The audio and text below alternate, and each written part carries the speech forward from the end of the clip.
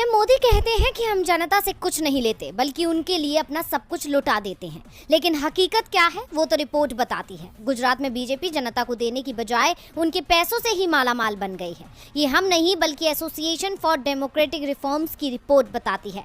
गुजरात चुनाव के पहले चरण से 3 दिन पहले एसोसिएशन फॉर डेमोक्रेटिक रिफॉर्म्स ने पिछले 5 सालों में चुनावी बॉन्ड के माध्यम से राजनीतिक चंदे पर एक रिपोर्ट पेश की है।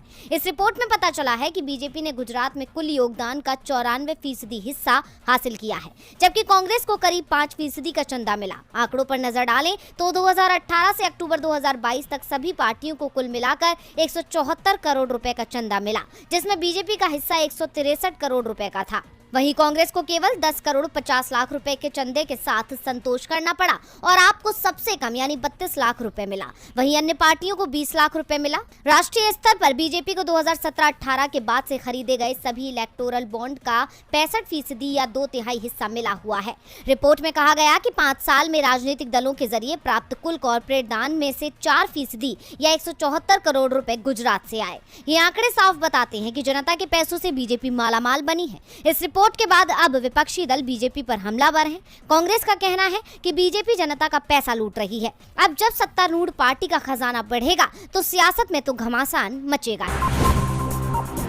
कोलेजियम की सिफारिश के बावजूद हाईकोर्ट और सुप्रीम कोर्ट में जजों की नियुक्ति में हो रही देरी को लेकर सुप्रीम कोर्ट कई बार केंद्र सरकार को फटकार लगा चुका है और सरकार को जल्द से जल्द नियुक्तियों को अंतिम रूप देने का आदेश दे चुका है, लेकिन सरकार कोर्ट को अनसुना कर देती है। और आज फिर इस मामले में सुप्रीम कोर्ट में सुनवाई हुई, जहां कोर्ट ने एक बार फिर केंद्र सरकार को खरी खरी सुनाई। सुनवाई के दौरान शीर्ष कोर्ट ने कहा कि ऐसा लगता है कि सरकार राष्ट्रीय न्यायिक नियुक्ति आयोग के रद्द किए जाने से नाखुश है। केंद्र सरकार जजों की नियुक्ति पर बैठी रहेगी तो सिस्टम कैसे काम करेगा? हमें न्यायिक पक्ष पर फैसला करने को मजबूर ना करें।